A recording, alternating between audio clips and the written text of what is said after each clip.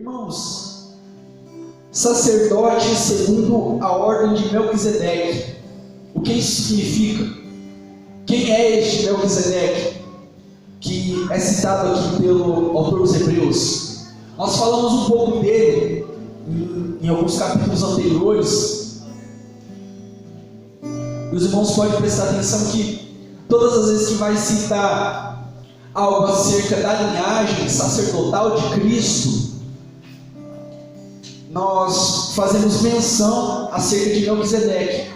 O escritor ele citou, não me recordo agora o capítulo anterior, qual foi dos capítulos que ele citou isso. Creio que é no capítulo 4 para o capítulo 5.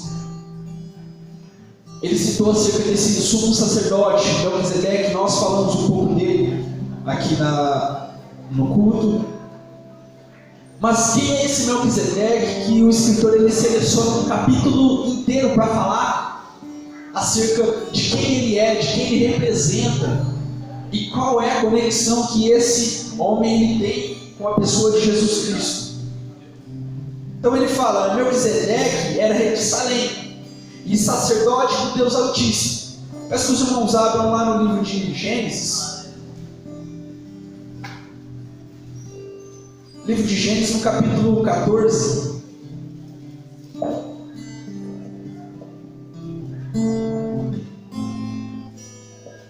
Gênesis capítulo 14, no versículo 18, diz assim: Melquisedeque, rei de Salém, trouxe pão e vinho, e este era sacerdote do Deus Altíssimo. E abençoou e disse: Bendito seja Abraão de Deus, do Deus Altíssimo, o possuidor dos céus e da terra. Bendito seja o Deus Altíssimo, que entregou os seus inimigos nas suas mãos e deu-lhe o dízimo de tudo. Então, são apenas esses 3 versículos do Antigo Testamento que citam esse Melquisedeque. E a primeira coisa que cita fala que ele era rei de Salém. Então, Salém, se você for estudar na questão da geografia, muitos historiadores dizem que é ali onde ficava o que mais para frente vai ser chamado de Jerusalém. Então, nessa época, Jerusalém ainda não tinha sido fundada, não era ainda esse o seu nome, mas este rei, ele era rei dessa cidade. Então, nós estamos falando de um contexto onde cada cidade separada tinha um rei que governava. E Salém, quem governava era Melquisedeque. E você vê a orientação, né? Trouxe pão e vinho, e este era sacerdote do Deus Altíssimo. Mas nós vamos entender que mais para frente, Moisés ele vai estabelecer pela lei que Deus deu para ele, que só podia ser sacerdote aquele que era descendente de Levi e da linhagem de Arão. Então nós estamos falando de um tempo em que não tinha sido ainda instituído o culto levítico. Não tinha sido instituído ainda a linhagem levítica para o sacerdócio. Mas nós vemos esse homem, Melquisedeque, que é citado no livro de Gênesis como rei e como sacerdote de Deus Altíssimo. Mas quem era esse que era sacerdote? E qual era a condição para ser sacerdote? Irmãos, a primeira condição para ser sacerdote é: Deus te chama para ser sacerdote e pronto. Essa é a condição. Mais para frente é estipulado que apenas da linhagem de Arão seria sacerdócio, porque as coisas estavam ficando muito conturbadas. E você vê que mais para frente muitos tentaram se auto-intitular: não, eu sou sacerdote. Ou mesmo não se intitulavam, eles queriam exercer aquilo que o sacerdote exercia, ou o sumo sacerdote exercia. Eu citei aqui para os irmãos anteriormente o exemplo de Urias, que era rei, Uzias, rei Uzias. Ele era rei poderoso, seu reinado foi um reinado muito grandioso, mas que ele se enalteceu, ele se engrandeceu, e ele entrou no santuário para sacrificar. Ele entrou no santuário para oferecer incenso a Deus. E aí vieram vários sacerdotes, tentaram segurar ele, né, era valente, era homem de guerra. Ele vai lá e oferece, mesmo assim, um incenso a Deus, e Deus o castiga com uma lepra na testa. O seu reinado acabou ali. Então a condição é: Deus chamou, mas como a gente sabe se Deus chamou? Se Deus chamou, Ele avalia, Ele aprova. Então o sacerdócio a pessoa era chamada por Deus e Deus aprovava o seu sacerdócio. Muitas pessoas eram chamadas, e o sacerdócio nada mais é do que a representação de Deus aqui na terra. Nós temos então o chamado de Abraão. Abraão, ele era sacerdócio, ele oferecia a Deus sacrifício, ele oferecia ao Senhor. Mas nós vemos esse Melquisedeque apresentado como alguém maior do que Abraão. Primeiro, a citação aqui abençoou Abraão. Aquele que abençoa é maior do que aquele que recebe a bênção. Nós temos o nosso costume, né? Lá em casa eu fui ensinado que todas as vezes que você vai sair ou que você vai chegar em casa, você pede a bênção para o pai e para a mãe. Então maior é aquele que abençoa do que aquele que é abençoado. Só que o interessante de Melquisedeque é que ele fala: bendito seja Abraão, a bênção, né, a Abraão, né, do Deus Altíssimo. Abraão é do Deus Altíssimo, possuidor dos céus e da terra, que é o Deus Altíssimo. E bendito seja o Deus Altíssimo. Então você vê que ele abençoa Abraão, mas ele fala da benção a Deus. Quem é esse que abençoa a Deus, né? Bendito seja Deus. Na verdade aqui a ação é de bendizer. Mas a questão nós vemos a mediação que ele faz a Abraão e a Deus.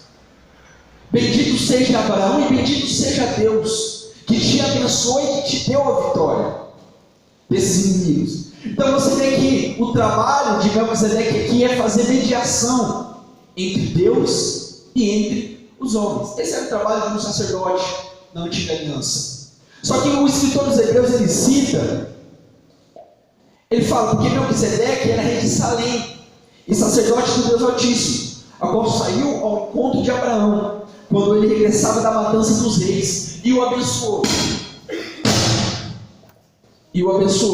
Aqui também Abraão deu o dízimo.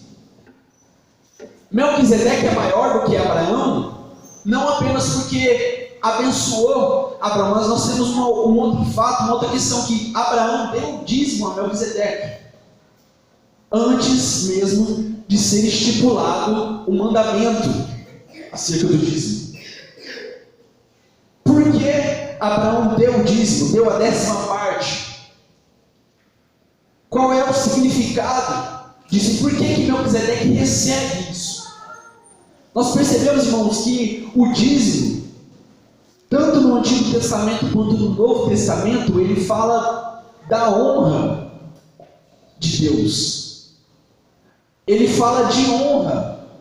Ele fala daquilo que nós devemos fazer mediante a Deus. Nós dizimamos porque nós queremos honrar a Deus com aquilo que nós temos, porque nós entendemos que quem nos abençoou foi Deus. É isso que Melquisedeque diz a Abraão: bendito seja você que foi abençoado por Deus, e bendito seja Deus, porque Ele te deu a capacidade de você conseguir vencer na matança desses reis e prosperar, e esses despojos, né? Quem te deu a condição de conquistar foi Deus. Abraão, entendendo isso, entrega o dízimo a Melquisedeque. Indo um pouco mais adiante, ele fala que, por interpretação, Melquisedeque significa rei de justiça, e depois rei de Salém, que é rei de paz. Então o nome Melquisedeque quer dizer rei de justiça. Nós não temos, irmãos, a interpretação exata de quem seja esse Melquisedeque, porque é falado pouco acerca dele. Muitos vão dizer que Melquisedeque é um título, muitos vão dizer que Melquisedeque é um anjo, e muitos vão dizer que Melquisedeque é o próprio Cristo, numa teofania. E o que nós podemos dizer com exatidão é que Melquisedeque era uma pessoa, porque a descrição é que ele era rei de Salém, que ele governava, e Salém é uma cidade histórica. Então ele era uma pessoa. O seu nome era Melquisedeque, mas por conta da citação que se faz, da interpretação que se dá desse texto, e que, como é citado mais para frente pelo salmista Davi e também pela carta do escritor aos Hebreus, se torna um título. Ou seja, ele é rei de paz. E esse título, ordem, de Melquisedeque, é atribuído a Cristo, porque Cristo é rei de paz e rei de justiça. Rei de justiça, rei de paz é o título de Melquisedeque, que governa o seu reinado. E a palavra diz que Melquisedeque ele era rei e sacerdote.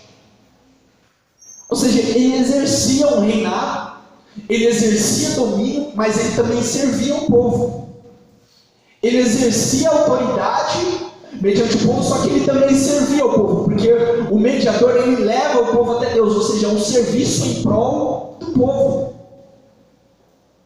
Esse é o trabalho, irmãos, do sacerdote. O trabalho do sacerdote é servir. É servir. E diz, esse sacerdote ele é eterno, segundo a ordem de Melquisedeque. Por quê? Qual é a questão? Qual é o significado? Por que da importância e da onde que o escritor dos Hebreus ele tira isso, que Melquisedeque é eterno? Ou que Cristo é eterno segundo a ordem de Melquisedeque? Versículo 13 diz, sem pai, sem mãe, sem genealogia, não tendo princípio de dias, nem fim de vida, mas sendo feito semelhante ao Filho de Deus, permanece sacerdote para sempre. Irmãos, Melquisedeque ele teve um pai, Melquisedeque ele teve uma mãe, ele nasceu e ele morreu, porque ele era homem. Mas a interpretação que o escritor dos Hebreus faz é de uma interpretação daquilo que o texto fala. E aquilo que o texto apresenta. E o texto, ele fala de Melquisedeque, ele inclui Melquisedeque na história, que é um personagem de suma importância, e que é citado pelo salmista como uma revelação grandiosa. E a citação que ele faz, sacerdote segundo a ordem de Melquisedeque, é a citação que o salmista faz do próprio Cristo, a alusão a Cristo. E ele usa essa citação com base na interpretação espiritual que se tem do texto. Porque Melquisedeque é um tipo de Jesus. E a intenção do escritor em citar, incluir Melquisedeque na história, sem falar de onde ele veio, sem falar quando ele nasceu, sem falar da sua genealogia, sem citar que ele, se ele era sacerdote do Deus Altíssimo, por que ele é incluído na história sem citar a sua genealogia, e logo após isso ele desaparece, nunca mais é falado sobre ele, e é citado sobre ele apenas quando o salmista vai falar sobre algo messiânico apontando para Cristo. Então nós entendemos que o próprio Deus, inspirando o escritor a fazer isso, faz de propósito. É a tipologia. Ele não tem pai, não é citado seu pai, não é citado sua mãe, não é citado o início de dias, não é citado o fim da sua vida, porque ele não é uma pessoa que nasceu e que vai morrer. Ele é uma pessoa eterna. Ele representa uma pessoa eterna. Ele está representando o próprio Cristo. E Cristo não foi criado. Cristo ele é eterno. Cristo ele é o que era, o que é e que há de vir. Ele é o princípio, ele é o fim. Ele é o princípio, porque todas as coisas foram criadas por intermédio dele. Ele criou o princípio. E ele é o fim, porque tudo se resulta nele. Foi criado por ele e foi criado para ele. Ou seja, as coisas saem dele e retornam para ele. O fim de tudo é Jesus. O fim de tudo é Cristo. E ele é eterno. E Melquisedeque é citado como um tipo de Cristo. Nós já entendemos um pouco na interpretação como é incluso isso. Se você ler o texto, parece que a gente está lendo uma passagem do Novo Testamento. Porque esse Melquisedeque era rei de Salém, trouxe pão e vinho que faz alusão a algo que o escritor dos Hebreus ele não cita, mas que nós sabemos muito bem o que significa. Trouxe pão e vinho, abençoa Abraão, bendiz a Deus e recebe o dízimo. Quem é esse? Que é rei e que é sacerdote ao mesmo tempo. Porque reinado fala de domínio, mas sacerdócio fala de obediência. Reinado fala de soberania, mas sacerdócio fala de coração contrito, de obediência. Quem é esse que mesmo sendo rei se entrega para morrer por meio de nós pecadores, como foi citado pelo nosso irmão? Tem que ser obediente, irmãos, para se entregar da forma que Cristo se entregou. Então a alusão de reinado e sacerdócio de Melquisedeque é a alusão mais perfeita que se pode ter de Cristo, que sendo Deus, não teve por roubo ser como Deus, não teve por usurpação ser igual a Deus, mas aniquilou a si mesmo, tomando a forma de servo, de sacerdote, daquele que serve, daquele que oferece sacrifícios. É esse Jesus que nós estamos adorando. E o versículo 4 fala: considerai, pois, quão grande era este, a quem até o patriarca Abraão deu os dízimos dos despojos. Versículo 5: e os que dentre os filhos de Levi receberam o sacerdócio têm ordem, segundo a lei, de tomar o dízimo do povo, isto é, de seus irmãos, ainda que tenham descendido de Abraão. Ou seja, em Abraão, a tribo de Levi, o sacerdócio que descende da tribo de Levi, da linhagem de Arão, entregou o dízimo também a Melquisedeque, por intermédio de Abraão. Ele está falando, Melquisedeque, ele está acima de Abraão, e ele está acima da linhagem de Levi. Ele é maior, é uma tipologia do Cristo, que é maior do que tudo, que não precisa de genealogia para ser sacerdote, que não precisa de linhagem, que não precisa nascer da tribo que era descendente os levitas e os sacerdotes, para que ele exercesse o seu sacerdócio, porque ele era sacerdote do Deus Altíssimo. O próprio Pai deu esse título para ele. E ele não precisava de uma linhagem humana para que fosse exercido isso. Versículo 6: mas aquela cuja genealogia não é contada entre eles, tomou dízimos de Abraão e abençoou o que tinha as promessas. Ora, sem contradição alguma, o menor é abençoado pelo maior. Sem contradição, sem necessária discussão aqui, nós entendemos muito bem que aquele que abençoa é maior do que aquele que é abençoado. E nós estamos falando de alguém que abençoou aquele a quem vocês chamam de pai, que foi Abraão. Aquele a qual vocês chamam de pai, aquele a qual vocês, todas as vezes que vai discutir com alguém, você fala, mas eu sou descendente de Abraão. Fomos nós que damos essa marca, a promessa de salvação feita em Abraão, nós herdamos por intermédio dele. Era o fim de toda a discussão, não, porque eu sou descendente de Abraão. Ele está falando, esse Melquisedeque, ele é maior do que Abraão, porque Abraão dá dízimo a ele. E nele todos os levitas também deram dízimo. Versículo de número 8: e aqui certamente tomam dízimos homens que morrem, ali porém aquele de quem se testifica que vive. Melquisedeque diz que sua linhagem é eterna segundo a ordem de Melquisedeque, porque nós não temos nas escrituras gravado o dia da sua morte. E esse título de Melquisedeque é atribuído a Cristo, como alguém que vive, como alguém que reina e como alguém que ainda é sacerdote.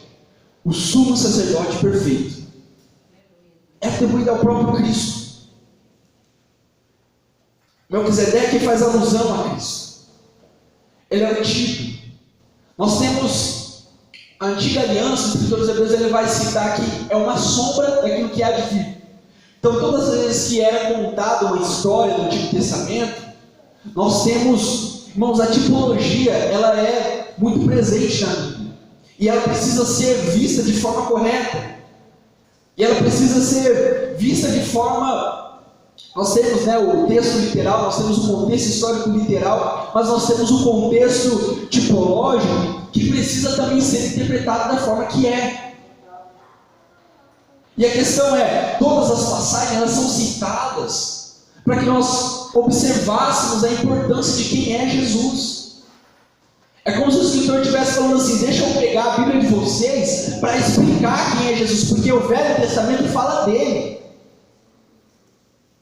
Eu preciso que vocês abram os seus olhos espirituais, porque tudo aquilo que vocês viveram, e provavelmente esse escritor ele também foi um judeu, ele sabe interpretar muito bem a lei. Só que, claro, essa interpretação quem deu a ele foi o próprio Espírito Santo, porque as coisas que ele interpreta, as coisas que ele cita, são muito profundas. Versículo 10. Porque ainda ele estava nos lombos de seu pai, quando Melquisedeque lhe saiu ao encontro. Está falando daqueles que eram da tribo de Levi, do próprio Levi, que ainda não tinha nascido quando Abraão entregou o dízimo a Melquisedeque. Versículo 11: de sorte que, se a perfeição fosse pelo sacerdócio levítico, porque sobre ele o povo recebeu a lei, que necessidade havia logo de que outro sacerdote se levantasse segundo a ordem de Melquisedeque, e não fosse chamado segundo a ordem de Arão? Porque, mudando-se o sacerdócio, necessariamente se faz também mudança da lei. E nós chegamos a um ponto muito importante, do porquê que Cristo, ele é um sacerdote que não descende da linhagem de Arão. O primeiro ponto é para provar a sua eternidade. Ele é sacerdote eterno, e a linhagem que o escritor usa é a linhagem de Melquisedeque, porque não cita sua genealogia. E ele é também o sacerdote perfeito, porque depois dele não precisa de mais nenhum. Porque depois dele, as coisas que eram sacrificadas para a remissão de pecados não precisam mais ser sacrificadas. Agora o único sacrifício é sacrifício de louvor, oração e súplica. Mas sacrifício para remissão de pecados não existe mais, porque o sacrifício perfeito já foi entregue, o próprio Cristo, na cruz do Calvário. Ele fala: muda-se a lei por intermédio da mudança de sacerdócio. Na verdade é o contrário, muda-se o sacerdócio e aí é necessário que se mude a lei. A gente percebe isso. Eram pessoas chamadas para ser sacerdote no Antigo Testamento, antes da linhagem de Levi, da linhagem de Arão ali. Aí quando ele muda, ele fala: a partir de agora não vai mais ser qualquer um que vai oferecer sacrifício, agora a partir da linhagem de Arão. Aí é onde nós entendemos que é entregue a lei para os judeus, com os mandamentos que eles seguiam. Só que quando Cristo vem, ele oferece o sacrifício perfeito, mas ele não vem da linhagem de Levi. Jesus, ele vem da tribo de Judá. Para ser sacerdote era necessário que fosse da tribo de Levi, e mais especificamente da linhagem de Arão. Então, para a pessoa ela ir se candidatar, na verdade não era nem uma candidatura. A pessoa, se ela era da linhagem, automaticamente ela já estava posta no serviço. Era como se fosse um serviço religioso obrigatório. E ele tinha que se provar que qual era a sua linhagem. Então ele ia pegar a sua genealogia, ia enxergar, ia perceber: tá, beleza, tá tranquilo, você pode ser sacerdote, você pode exercer aquilo que é dado a você por direito. Mas com Cristo é diferente, porque ele vem de uma linhagem que é eterna, não precisa disso. Não precisa que faça uma checagem para enxergar da onde que ele descendeu.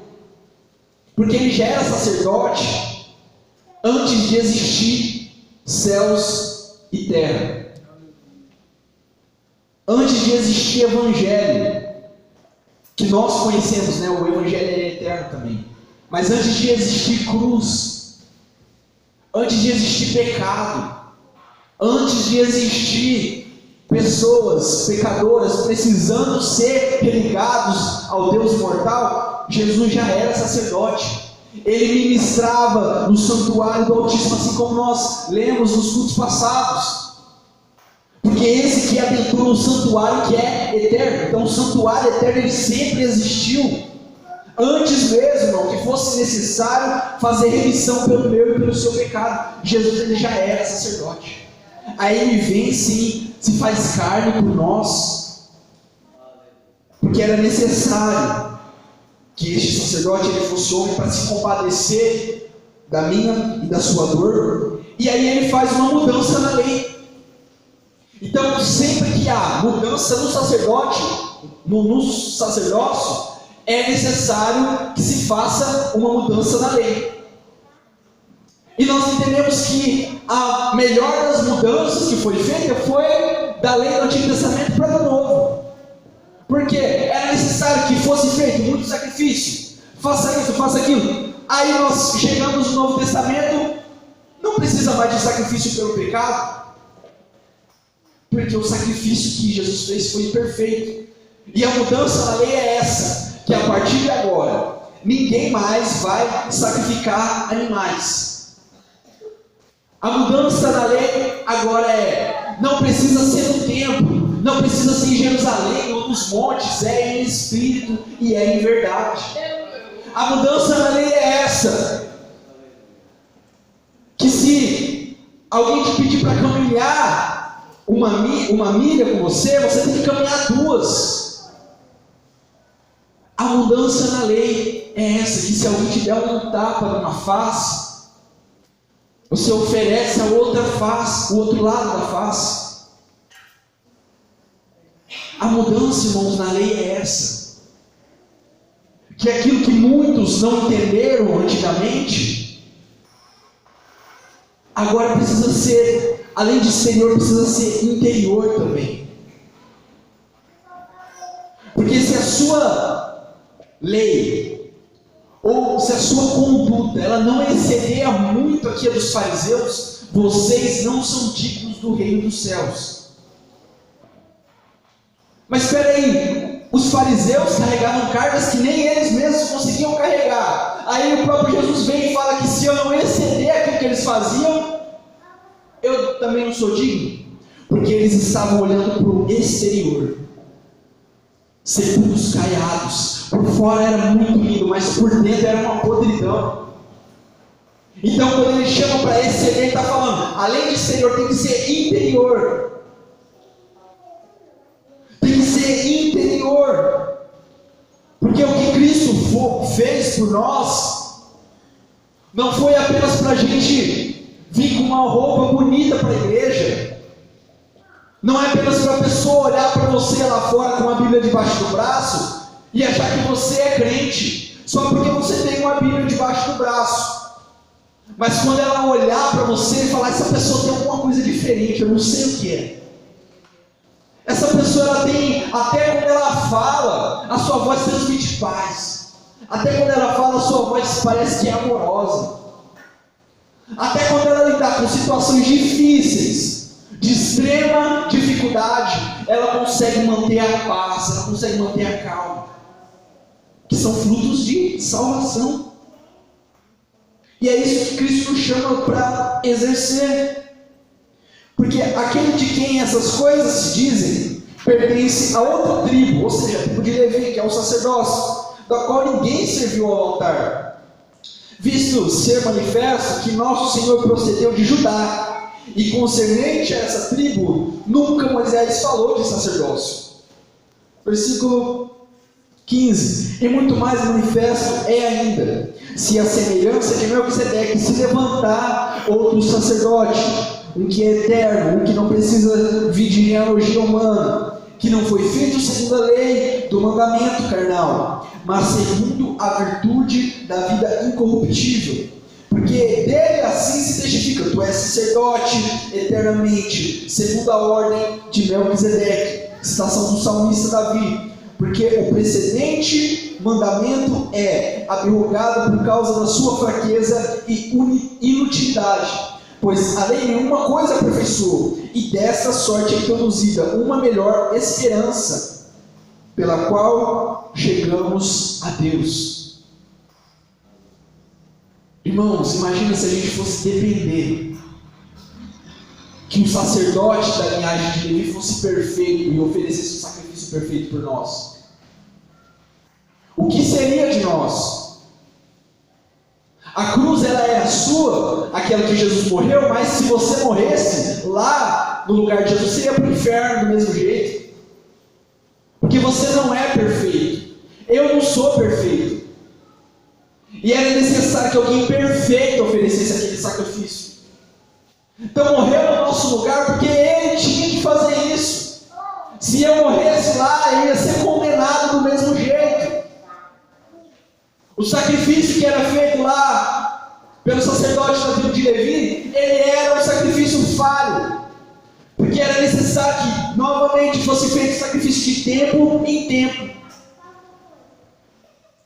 Era necessário de tempo em tempo que sacrificasse outros animais. Aí vem Cristo, oferece um único sacrifício, uma única vez, e ele fala: está consumado, não precisa de mais nada.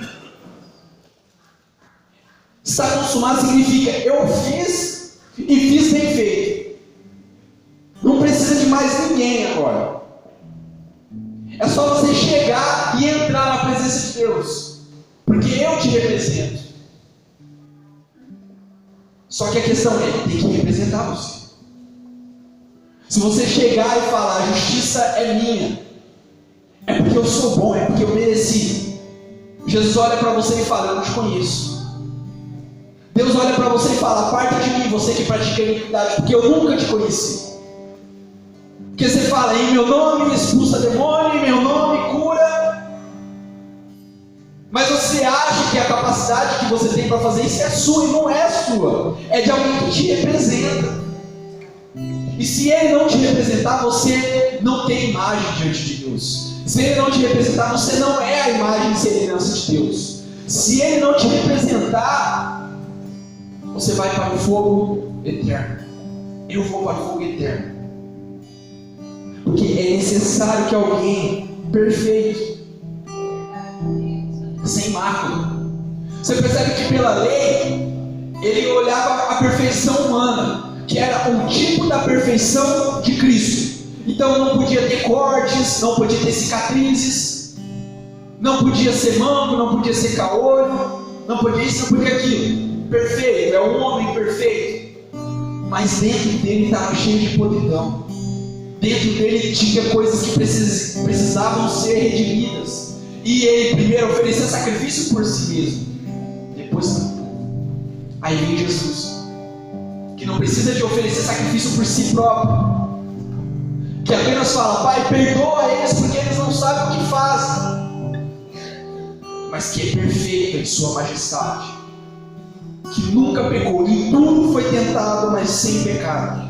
Versículo 21.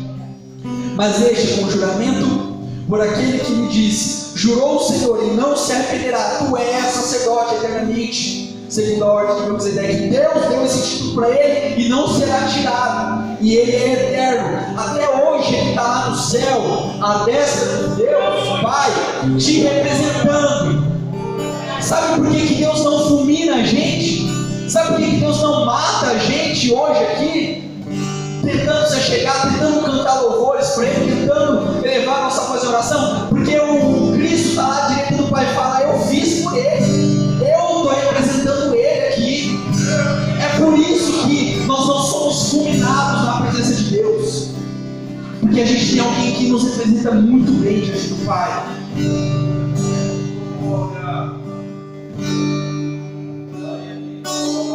E tanto melhor conserto, Jesus foi feito fiador. O conserto, a aliança, irmãos, de hoje é perfeita, é melhor do que a aliança do Antigo Testamento. Porque é uma aliança perfeita. É uma aliança que não precisa ser renovada. O fim das coisas é Cristo. Por isso que Ele é eterno. Por isso que tudo que a gente faz tem que ser para a honra e para a glória dele. Até o inferno é para a glória de Deus. Porque o inferno é o lugar que os escarnecedores eles vão para pagar a ofensa que foi proferida a Deus. Porque o inferno é o lugar onde Deus ele é engrandecido, onde os zombadores não têm vez, onde Deus é exaltado. Não existe outro lugar, irmãos. Por isso que todo joelho vai ter que se dobrar e toda língua vai ter que confessar que Ele é o Senhor. Versículo 25, eu já estou terminando, irmãos. Portanto, pode também salvar perfeitamente os que por Ele se chegam a Deus, vivendo sempre, para interceder por eles. Ele pode nos salvar. Ele pode interceder por nós. Ele é perfeito. Só Ele tem esse poder. Versículo 26, porque nos convinha. Toma esse texto, versículo 26, como texto áureo dessa noite. Convinha, tal sumo sacerdote santo, inocente, imaculado, separado dos pecadores e feito mais sublimes do que os céus. Os céus dos céus não pode conter, que não necessitasse, como os sumos sacerdotes, de oferecer cada dia sacrifícios, primeiramente por seus próprios pecados e depois pelo do povo, porque isso fez ele uma única vez, oferecendo-se a si mesmo. Não precisava vários, todo dia, todo ano, ir para Jerusalém, para o templo. É só um único. E basta aquele caminho do Calvário, com o seu suor, gota de sangue, basta tudo aquilo que Jesus passou, para você ter o acesso pleno, eterno, todo dia, todos os dias. Eu e você podemos nos achegar diante de Deus, porque Jesus foi o sumo sacerdote perfeito. A humanidade estava perdida. A humanidade não sabia o que fazer. O desespero toma conta daquele que não tem Deus no coração. As pessoas que não têm Deus, elas são desesperadas porque acabam sentindo da vida. Eu existo, amanhã eu não existo, e é isso que a minha vida consiste. Eu existo aqui e eu saio dessa porta, o caminhão me atropela e acabou a minha vida. Mas quando Deus me dá um propósito, a minha vida fica muito mais divertida, a minha vida fica muito mais amorosa, a minha vida tem sentido. Versículo 28, porque a lei constitui sumos sacerdotes a homens fracos, mas a palavra do juramento que veio depois da lei constitui ao Filho perfeito para sempre. Amém? Que você tenha essa palavra no seu coração. A lei levanta homens fracos, porque a lei, por mais que fosse dada por Deus, ela foi dada por intermédio de homens. Agora, quando o Filho é levantado, ele não é levantado pelos homens, ele é levantado pelo próprio Deus para servir em favor dos homens. E é esse sacerdote, rei e sacerdote, rei que tem todo o domínio, que tem toda a autoridade, que governa o mundo e sustenta todas as coisas, mas que se deu, se entregou por mim e por você, porque foi obediente até a morte e morte